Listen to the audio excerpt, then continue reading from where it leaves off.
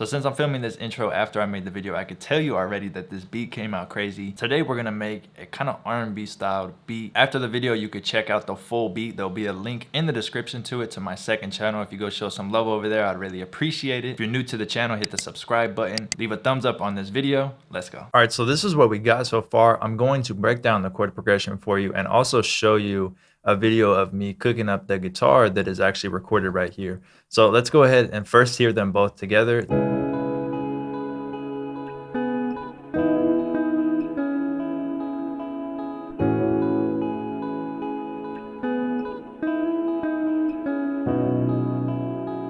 So real simple on the piano, I let the guitars do all the melody. This is still open for a vocal, and we're also gonna add like one vocal to it and then get to the drums. This beat's gonna come out crazy.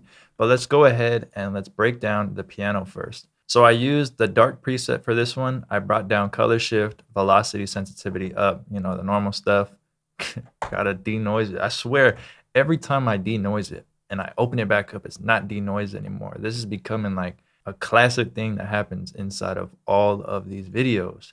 So anyways, let's go into the chord progression. So it's real simple. There's nothing really crazy, but I'm gonna break it down. We are in C sharp minor, and it's really just, let's see, what, 4 chords. So I start off on C sharp. So let's go ahead and build this out real quick. So we start off with a C minor 7th chord. So we have C sharp minor 7th. We have the C sharp, and then we go to the E, so we're skipping every other note, G sharp, and then to the B. And then you see that there's a bit of inversions going, so I took this G sharp and brought it up, so that's what you see here. And then the B also gets brought up 1 octave, just like that.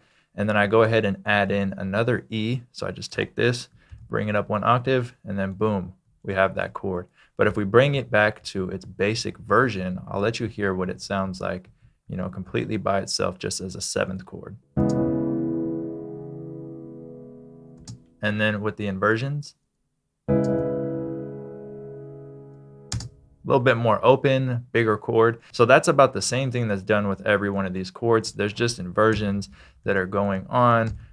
This one actually, here's this one's basic chord, and then I add 1 note above it right here, which brings in some tension. And that's like a nice tension for that chord. So that gets inversions.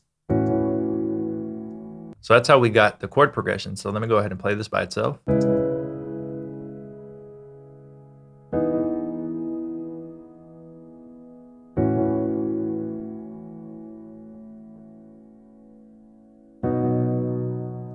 And this one catches on the end because you're gonna see what we do with the drums to make that fit. So now I'm gonna show you how I came up with the guitar to lay over this piano.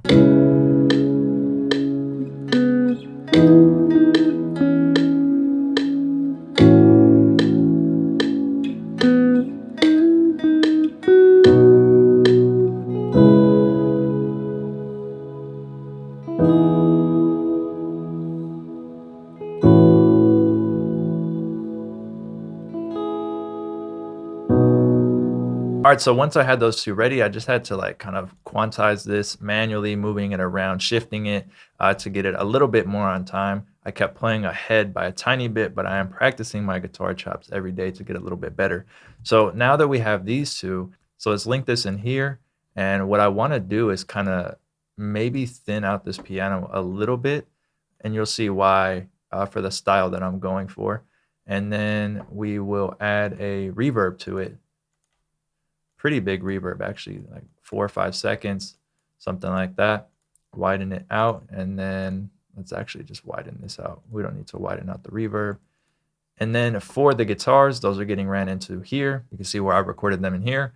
And then that same preset that I've been using on a lot of my guitars, same preset I've been using.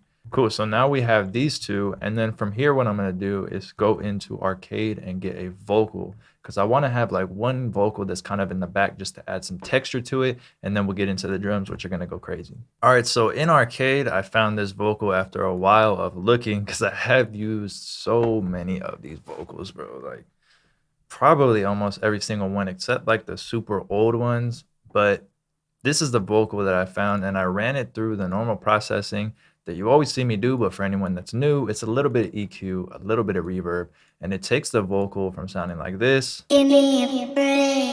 to something like this. and it just fits better on beats. It tucks it behind and it sounds really good. So the phrase that I want to use for this is right here. And I'm gonna just play it so you can hear it.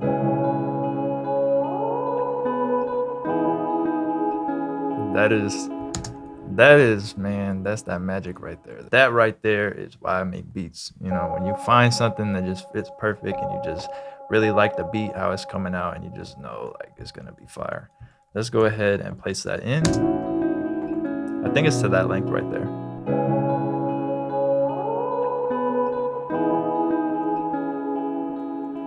All right, so now for the drums, I want to add in like a nice little boom bap drum beat. It's gonna be crazy with the bass line. It'd be something that anyone could either make a song to or freestyle on. So let's go into the hi-hat. Let's do fill each 2 steps. And then let's go ahead and put the snare on the 2 and the 4. So on the hi-hat real quick, we're gonna shift it over like this. And then let's turn this down a little bit and go in here and we'll start messing with the velocity. So real quick, we'll just work with like 1 bar for right now. Let's bring it down a little bit. Press play.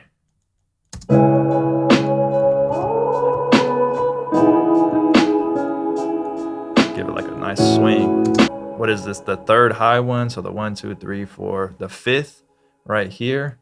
Let's bring it up a little bit so it kind of gives it like a let me like exaggerate it so you can hear what I'm talking about. It gives it like a nice little swing. We're gonna bring it down a little bit. That sounds good. Bring this over like this, and we'll make these a little bit different, not too different, but just a tiny bit. So there's a little bit of velocity change going on, and we'll get rid of loop bar and bring this over like this. And then once this kick comes in, it's gonna sound crazy. We could actually just go like this. Sometimes loop bar messes up later, so I don't like using it all the time. Oh yeah, let's go like that. Wait for it to loop back. There we go.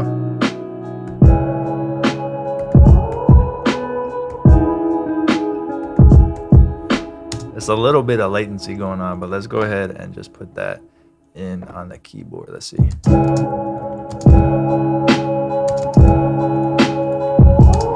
So in order to get that like quick bounce, you gotta go into triplet like this and move this over. There we go.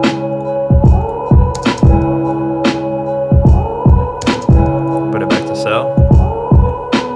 Ooh.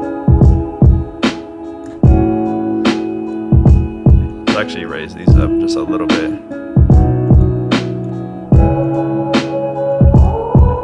Yeah. And then once we add the bass line in, it's gonna go crazy. We're either gonna use Contact or I have like a certain sub that I'm gonna use for this. All right, so I got 2 basses brought up. I got this bass brought up inside of Contact, and I went ahead and chose the Soul Funk for the profile. And then this is the preset right here. And then I have an 808 brought up that I use in a lot of beats. It's like a sine, it's like a nice long sine wave. So all we need to do is go get these root notes real quick and copy them in and figure out which bass we want to use, and then we'll be done. And let's hear which one we like better. So here is the bass, probably has to be brought down. Here's the bass guitar.